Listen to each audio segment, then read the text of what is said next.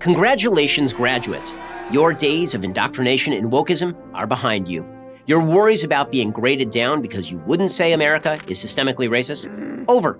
Your fears that you'd be socially shunned because of your failure to decry the evils of capitalism? Done. Yes, you've been liberated. Next up, the real world, where merit is rewarded, diversity of opinion is welcomed, and the free and open exchange of ideas is celebrated. Just kidding. The truth is, many of you are about to move from the ivory tower of the authoritarian left to, well, probably the glass and steel tower of the authoritarian left. Today's business behemoths have also become bastions of woke thought. Terrified of discrimination lawsuits and all the time, money, and bad PR, they bend to every woke diktat that blows through their HR departments. Corporations spend millions on useless diversity compliance officers whose sole purpose is to insulate them from an ever-expanding list of discrimination claims, but most especially racism.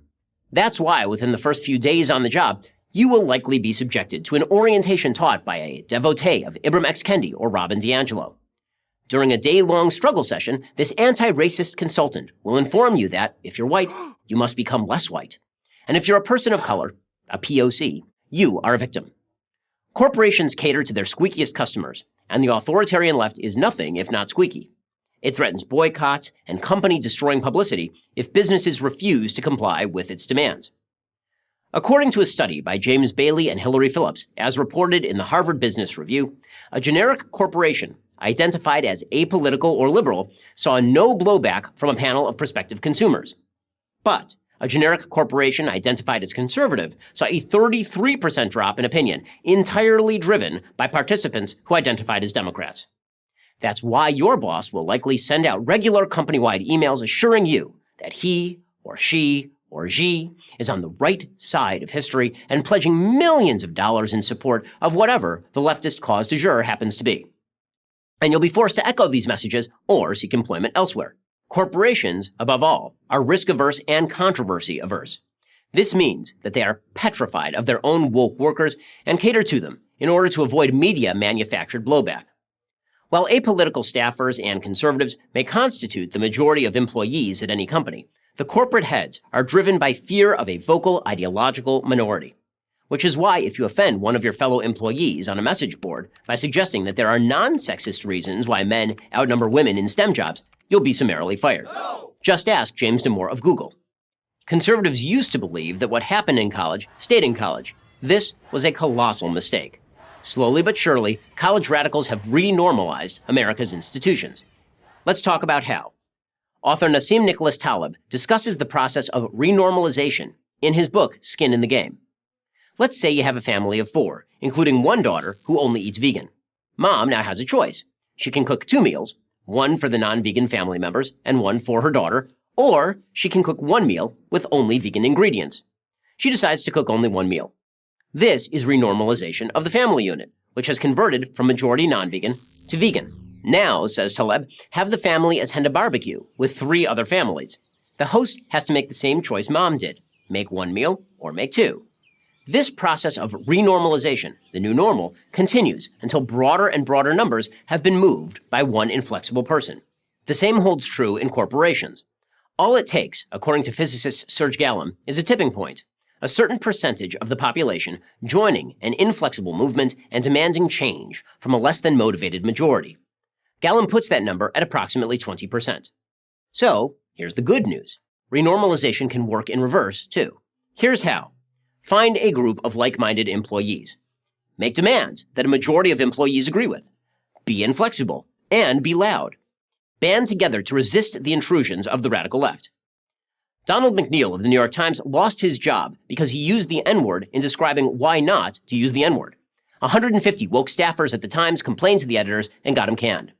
But there are 1,200 employees at the Times. What if even 200 of those employees had pushed back? You can lead the pushback. In fact, you should. Now, that may seem like a lot to ask. Why should a CEO listen to his youngest employees? Fair question. But here's the answer. They already do. It's 23-year-old woke staffers who are forcing these corporations to the left. It's going to take 23-year-old non-left staffers to move them back. That means being smart. It means not making dumb mistakes on social media. It means building alliances with those who aren't motivated primarily by politics. But just as you were in college, you are now in opposing territory. And that requires fighting back in strategic ways. Be an advocate for truth and a warrior for liberty. Welcome to the real world and the real fight. I'm Ben Shapiro for Prager University. We are living in a unique time. You are therefore a unique graduating class. You may well be known forever as the COVID class.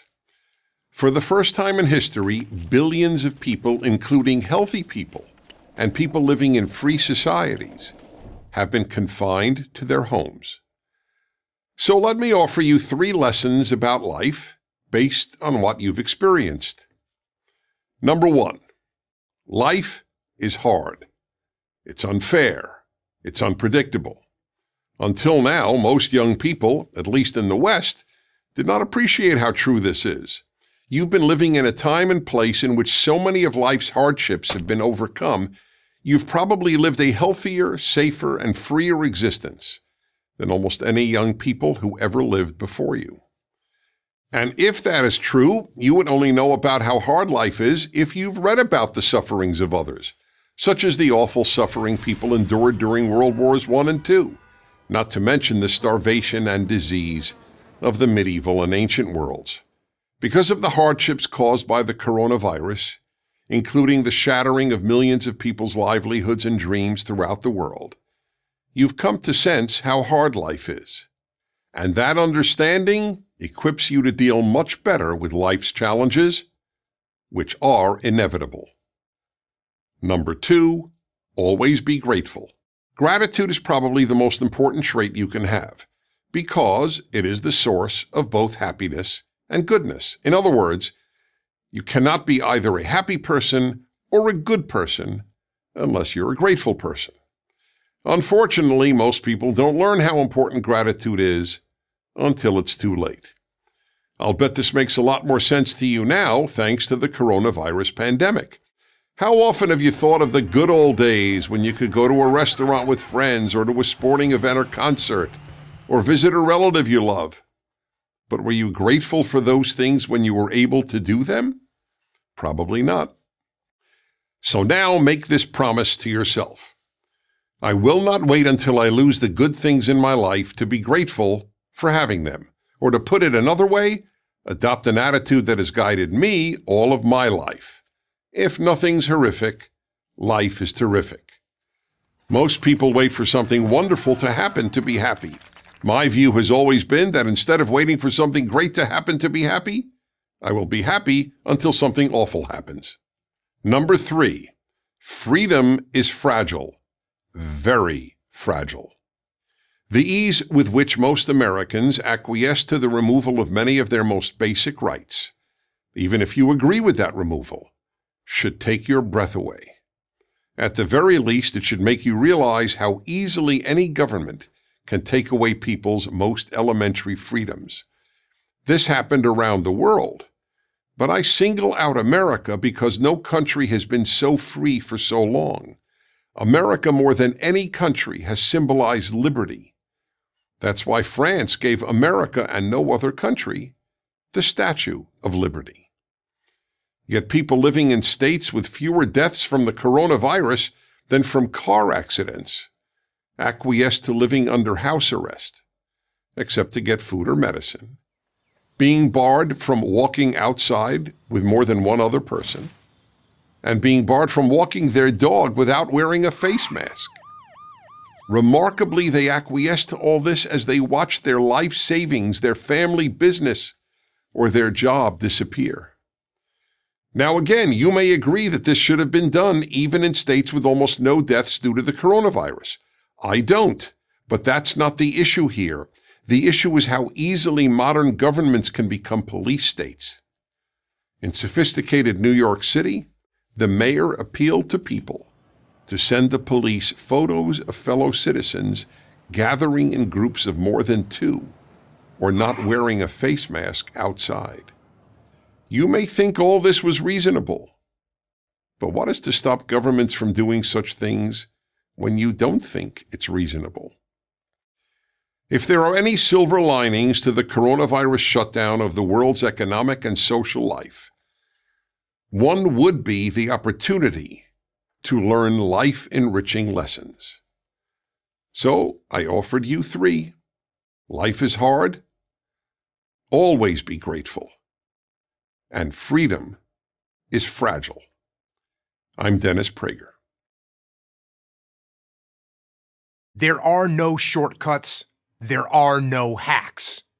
If you want to take the easy road, I promise you it's longer and more painful than the hard road. I know. I've lived it. I've ventured down the easy road at times in my life, and it never led to anywhere good. The positive things in my life always came when I faced the biggest challenges. I joined the Navy. I took the hard road in the Navy and made it into the SEAL teams. There, I had the honor of leading men in combat. I learned some lessons along the way, lessons that have been tested on the battlefield and, when implemented, lead to success in any arena. One of the best things I've learned is that anyone has what it takes to travel the hard road, to walk the path that leads to success. That includes you. It won't be easy. It will demand everything you've got to give, but you can do it. And I want to give you 3 key principles I've learned that will help you to get it done. Principle number 1, discipline equals freedom. That's not a contradiction, it's an equation. Discipline might appear to be the opposite of freedom, but in fact, discipline is the path to freedom. Discipline is the driver of daily execution. Discipline defeats the infinite excuses that hold you back. Some people think motivation is what will compel them to get things done. But motivation is just an emotion, a feeling. And like all feelings, it's fickle. It comes and goes. You can't count on motivation to be there when you need to get through truly challenging times. But you can count on discipline. Discipline is something you dictate. Motivation won't make you exercise every day. Discipline will. Motivation won't stay up late and finish a project for you. Discipline will. Motivation isn't going to get you out of bed in the morning. Discipline will. Make discipline part of your daily life, and your daily life will get better. Principle number 2, stay humble. In life, you are going to have to do things that you don't want to do. Maybe things that you don't think you should have to do. Things that offend your precious ego. When I got done with basic SEAL training and reported on board SEAL Team 1, you know what I was assigned to do? I was assigned to clean toilets. That's right. Despite having just graduated some of the most difficult military training in the world, despite being assigned to an elite commando unit, my first mission at the actual SEAL team was to clean toilets. Not exactly a glorious job. But you know what? I did it. I did it to the best of my ability and took pride in doing it well. And that attitude got noticed. If I cared that much about how clean the toilets were, people knew I would do a good job with even more important assignments. After a short period of time, I got those more important assignments. But it was humility that opened the door for me. Now, being humble does not mean you shouldn't be confident. You certainly have to believe that you are a capable person. But don't let confidence turn into arrogance. So keep your ego in check and stay humble. The third and final principle, take ownership of everything. I call this extreme ownership. In the military, the best leaders and the best troops were the ones that took ownership of everything in their world. Not just the things they were responsible for, but for every challenge and obstacle that impacted their mission. When something went wrong, they cast no blame. They made no excuses. They took ownership of the problem and fixed it. You can implement this attitude as well, not only in your job, but in your life. Let other people blame their parents, their boss, or the system. Let weaker people complain that the world isn't fair. You are the leader of your life. Take ownership of everything in it. So, be disciplined in all that you do. Don't subject yourself to the whims of motivation. Stay humble and be willing to do what needs to be done. And take extreme ownership of your life and everything in it. Then, choose the hard path. The path of responsibility, hard work, and sacrifice. The path of discipline, humility, and ownership that ultimately leads to freedom. If you follow these principles, then nothing in the world will stop you. I'm Jocko Willink, host of the Jocko Podcast and author of Extreme Ownership for Prager University. I never graduated college. I never even went to college. I went to the University of digging ditches on construction sites. Go fighting shovels. So, why should you listen to me? Let's see. Well, I run my own business that I built myself. So, let me give you a couple of tips. I hire and fire people like you all the time, and I've seen a pattern with your generation, something I call the language of losers. Let me give you some examples. I did my best. My assistant told me this once after screwing up royally. And I said, Matt, if you did your best and you screwed up royally, then I need to fire you right now. The answer is either, I didn't do my best, I'll do better next time, or I'm drunk right now and need to sit down. So the phrase I've drilled into my employees is, don't do your best, do my best.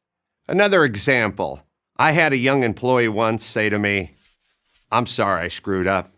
Next time, I'll triple check. And I said, did you single check? Did you double check?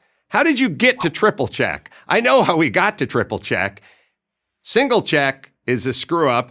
Double check is a flub. And triple check is, hey, what do you want from me? So he hopped right to triple check after not single or double checking. And the worst one, the one that's driving me nuts, the one that's destroying our society, the one that got hold of the piece of thread of the sweater of society and is just unraveling it. I feel threatened.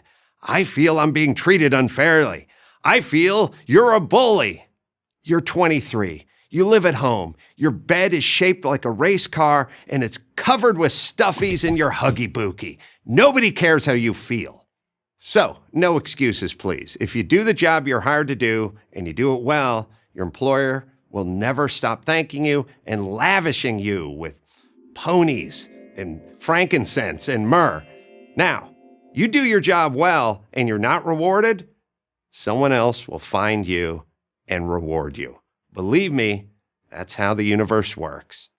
But let's face it, the chances of any of you working for me are slim to none.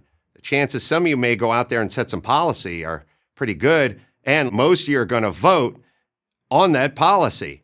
So, let me ask you a favor. Please stay away from my freedom. If you want to know about the loss of freedom, look no further than the beach. I grew up in Southern California. I used to go to the beach all the time. There was one sign, and that sign read, no lighting vans on fire and throwing the homeless into it. Now you go to the beach, and the sign looks like a menu from Fuddruckers. It never ends. No football, no fires, no smoking, no alcohol, and now no frisbee, no digging, no sandcastle, no dogs. The beach is a metaphor for this country. It's freedom. It means freedom. Everyone who came to this country landed on the beach. They didn't land in Nebraska. They pulled up to the beach, they cracked a beer, they lit a cigarette, and they threw a frisbee. And now, you can't do jack squat on the beach. Look no further than the beach sign from the 50s and the beach sign from 2018. All it gets is longer. And do the politicians ever show up with their eraser and go, let's remove a few of these Orwellian ideas that we put on this bonderized steel in front of the beach? No. More things to assure we have a horrible time at the beach, don't enjoy ourselves, and more importantly, could get a ticket just because we're there trying to drink a cold one, make a sandcastle, and throw the dog the tennis ball. Don't be one of those people who adds to the sign on the beach. You be with me, sitting on a folding chair with a cigar between my lips and a beer between my legs. So you're graduating and you're all idealistic. You want to make the world a better place. Here's my request. Don't make it worse. I'm Adam Carolla for Prager University. Graduates, even though it's a long way off, you've probably heard about something called the midlife crisis. Men buy Italian sports cars, women go on yoga retreats to Bali. But I'll bet you've never heard of a crisis you may be facing in a few short years. I call it the quarter-life crisis. I know a little something about it because I went through it. Oh boy, did I go through it. When I was 24, a lot was going my way, at least on the surface. I had great friends, a great job on Capitol Hill. I even had a great apartment. So why didn't I feel great about my life? I was working as a press secretary for a congressman. I should have been happy about that. But instead, I just felt trapped, anxious, and uncertain about my future. Where was I going? What was my next move? On the personal side, things weren't much better. I hadn't had a boyfriend in years, and there were no prospects on the horizon. Marriage seemed like an impossible dream. I loved my friends, but I still felt lonely. Right before my 25th birthday, I took a personal inventory. I love lists. It felt like I was falling short, almost everywhere. I missed my college days, which seemed, in retrospect, so carefree. The future just looked boring and hard. That is what you call a quarter-life crisis, and I'd like to help you avoid it. To that end, I bring you 3 pieces of advice. 1, get out of town. Feeling trapped? One of the best ways to set yourself free is to move, literally. After years of structure, high school, college, right into a career, I longed to be free. I wanted to be able to leave town at a moment's notice. So I stopped accumulating stuff. I only had 1 cup, 1 glass, 1 plate, 1 bowl, and 1 set of silverware. It was one of the best things I did for myself. It allowed me to be nimble in my life and my career. Assuming for a moment you're not married, if you are, congratulations, you're pretty much accountable to no one. That will change. Take advantage of your mobility while you have it. Go where the opportunities are. But more than that, just go. That might mean going somewhere for a better job, or it might mean traveling whenever you get the chance. It's a big country and a big world. There's no reason to be stuck in one place, especially if that one place isn't working for you. 2, you're not going to become a ballerina at 25. You're still young, but you're not as young as you used to be. You don't have unlimited potential anymore. The last time you had unlimited potential, you were 9. At this point, you're pretty well formed. What you're good at, what you're really bad at, what you like and don't like. I'm not saying you can't change, that you can't grow. Of course you can and must. But you are who you are, and you need to figure out who that is. To put it another way, what is it that you want out of your life? You need to make a realistic assessment of your strengths and weaknesses. Again, lists. This will help you take the next step in the process, setting a goal. Okay, ballerina, not practical. What is? Be honest. Figure it out. Write it down. Then, as one of my mentors told me before my first White House press conference, put your big girl panties on and deal with it. Which leads to my final piece of advice. Meet the universe halfway. No one is going to hand you the life you want. You're going to have to go out and get it. But there's a twist. You don't really know where your life is going to take you. You almost certainly won't end up where you plan to be. But that's okay. Because when you set goals and work toward them, positive things happen. You gain skills, and those skills will create opportunities that never would have existed if you weren't working towards something. Life will happen along the way. Things will change in ways you can't possibly predict. But nothing happens if you're sitting on a couch waiting for your life to begin. I have a lot of other advice that will help you, like Don't skip the dentist. But when it comes to surviving the quarter-life crisis, I think this will help. Now, if anyone has any advice for my upcoming midlife crisis, let me know. I'm Dana Perino for Prager University. There are only two things I can tell you today that come with absolutely no agenda. The first is congratulations. The second is good luck. Everything else is what I like to call the dirty truth, which is just another way of saying it's my opinion. And in my opinion, you have all been given some terrible advice. And that advice is this: follow your passion. Every time I watch the Oscars, I cringe when some famous movie star, trophy in hand, starts to deconstruct the secret of their success. It's always the same thing. Don't let anyone tell you that you don't have what it takes, kid. And the ever-popular, never give up on your dreams. Look, I understand the importance of persistence and the value of encouragement, but who tells a stranger to never give up on their dreams without even knowing what it is they're dreaming? I mean, how can Lady Gaga possibly know where your passion will lead you? Have these people never seen American Idol? Year after year, thousands of aspiring American Idols show up with great expectations, only to learn that they don't possess the skills they thought they did. What's really amazing, though, is not their lack of talent. The world's full of people who can't sing. It's their genuine shock at being rejected. The incredible realization that their passion and their ability had nothing to do with each other. Look, if we're talking about your hobby, by all means, let your passion lead you. But when it comes to making a living, it's easy to forget the dirty truth. Just because you're passionate about something doesn't mean you won't suck at it.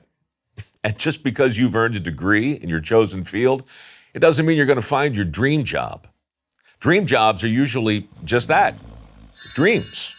But their imaginary existence just might keep you from exploring careers that offer a legitimate chance to perform meaningful work and develop a genuine passion for the job you already have. Because here's another dirty truth: your happiness on the job has very little to do with the work itself. On Dirty Jobs, I remember a very successful septic tank cleaner, a multimillionaire who told me the secret to his success. I looked around to see where everyone else was headed, he said, and then I went the opposite way. Then I got good at my work. Then I began to prosper, and then one day I realized I was passionate about other people's crap. I've heard that same basic story from welders, plumbers, carpenters, electricians, HVAC professionals, hundreds of other skilled tradesmen who followed opportunity, not passion, and prospered as a result. Consider the reality of the current job market. Right now, millions of people with degrees and diplomas are out there competing for a relatively narrow set of opportunities that polite society calls good careers. Now, meanwhile, employers are struggling to fill nearly 5.8 million jobs that nobody's trained to do. This is the skills gap. It's real, and its cause is actually very simple. When people follow their passion, they miss out on all kinds of opportunities they didn't even know existed. When I was 16, I wanted to follow in my grandfather's footsteps. He was a skilled tradesman, could build a house without a blueprint. That was my passion, and I followed it for years. I took all the shop classes at school. I did all I could to absorb the knowledge and skill that came so easily to my granddad. Unfortunately, the handy gene is recessive. It skipped right over me, and I struggled mightily to overcome my deficiencies, but I couldn't. I was one of those contestants on American Idol who believed his passion was enough to ensure his success. One day, I brought home a sconce I had made in wood shop. Looked like a paramecium. After a heavy sigh, my granddad gave me the best advice I've ever received. He told me, "Mike, you can still be a tradesman, but only if you get yourself a different kind of toolbox." At the time, this felt contrary to everything I believed about the importance of passion and persistence and staying the course. But of course, he was right, because staying the course, that only makes sense if you're headed in a sensible direction. And while passion is way too important to be without. It is way too fickle to follow around. Which brings us to the final dirty truth. Never follow your passion, but always bring it with you. Congratulations again, and good luck. I'm Mike Rowe from MicroWorks for Prager University.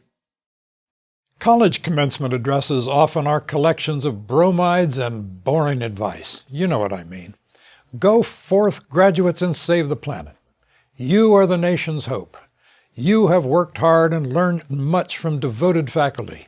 And don't forget to floss and to use sunscreen. Boring. Just once, a commencement speaker should puncture the smug complacency and cloying self-congratulation on campuses. Someone should give the following commencement address. Members of the graduating class, you who are about to receive your diploma should also receive an apology from this university and a refund of a large portion of the tuition you have paid. You have been cheated, bilked, propagandized, and badly educated.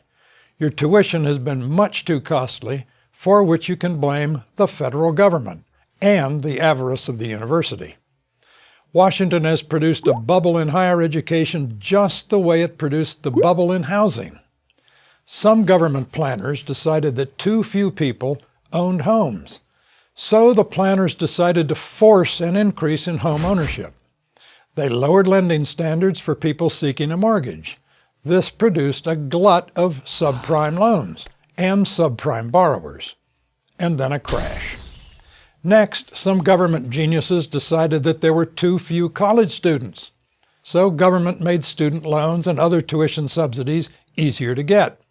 Of course, colleges and universities responded by increasing tuition to capture these government subsidies, which is why the cost of college has been rising 4 times faster than the rate of inflation. The cost of college has increased faster than the cost of health care. There is now well over $1 trillion of student loan debt. There is more student loan debt than credit card debt or than auto loan debt. Most of you are graduating today with debt. In effect, you are graduating with a mortgage, but no house. And what did you get for all this expense? A subprime education.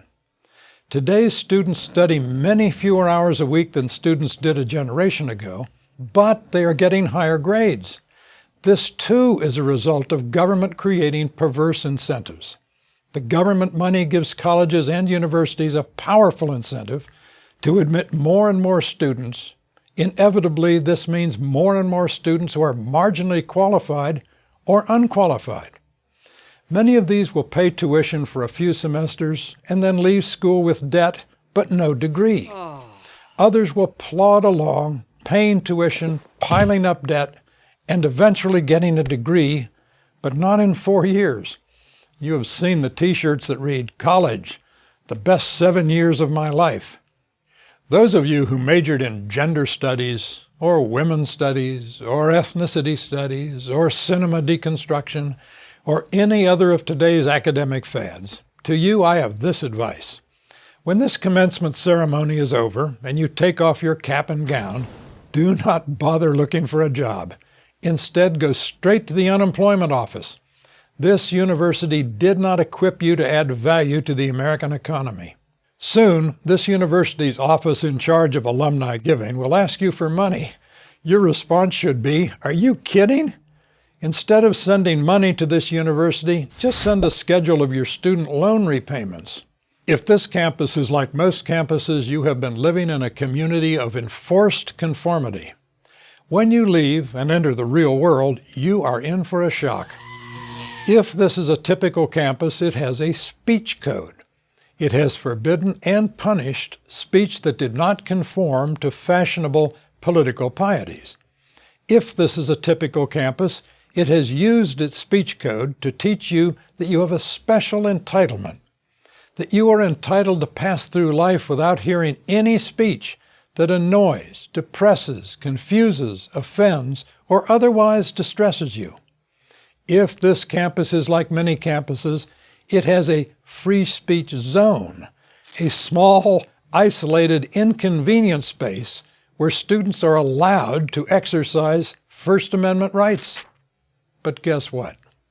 Off campus, out in reality, no one recognizes this entitlement. You are going to discover that the Constitution makes the rest of America, all of it, a free speech zone. This school has restricted speech in order to protect your tender sensitivities and to protect your feelings from being hurt. When you leave this campus, you will have to unlearn the silliness you have been taught here. The idea that you deserve to be treated as a frail flower. So, graduates, you have been saddled with debt and bad ideas. Good luck. You are going to need it. There. That would be a commencement address worth hearing. But a university sensible enough to invite such a speaker would be a university that does not need to hear such an address. I'm George Will for Prager University. My dear college graduates, you have hopefully acquired a great deal of knowledge here over these past years, but in life, knowledge is considerably less important than wisdom.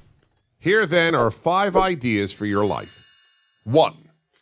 The greatest struggle in your life should not be, and in fact is not, with society. It is with yourself. This idea, taught by every great religion, is not taught today. Instead, we're taught that we have to battle society, its sexism, racism, prejudices, and its other flaws. The overwhelming temptation is therefore to see whatever problems you have as coming from society, not from within yourself. But in a free and decent society such as ours, it is our own flawed human nature, not a flawed society, that is our biggest problem. 2, use your common sense. For example, when you hear the words studies show outside of the natural sciences, and you find that these studies show the opposite of what common sense suggests, be very skeptical. I don't recall ever coming across a valid study that contravened common sense. For example, I was told when I was in college that studies show that boys and girls are not inherently different, that they differ only because parents raised them in a sexist manner. This was nonsense then, and it is even more nonsensical now, since we have brain scans that show how different the male and female brains are. 3, race is unimportant. You've been taught that it's very important, but it isn't. The color of people's skin is as trivial as the color of their hair.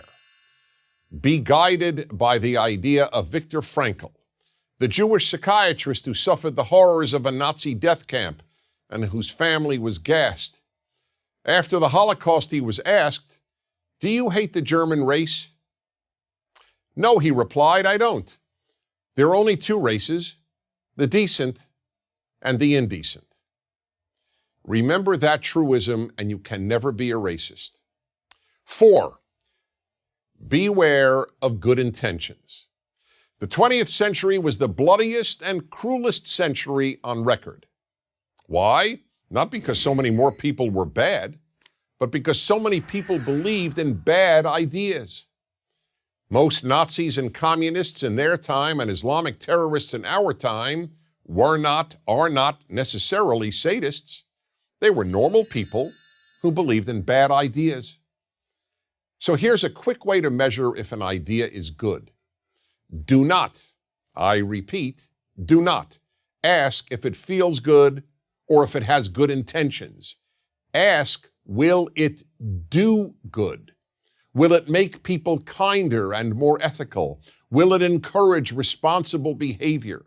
Has it been tried before? And if so, what were the results? What matters is how you act. If you do something bad, it is not important that you meant well. And if you do something good, it doesn't matter if you did it for quote-unquote selfish reasons. So spend much less time monitoring your motives and far more time monitoring your actions. 5, Judeo-Christian values are the real counterculture today. Many people think that dressing weird or having their body tattooed or pierced is a statement of individuality or strength or rebellion against the dominant culture. Not true. The ultimate statement of counterculture and individual strength in America today is to take the God of Judaism and Christianity seriously. If you want to be an individual and to be strong, affirm a higher value system that enables you to say no to the prevailing culture. When you know to whom you are accountable, and when you march to the beat of that higher drummer, you will lead a more peaceful, happy, and good life. Good luck to all of you. I'm Dennis Prager.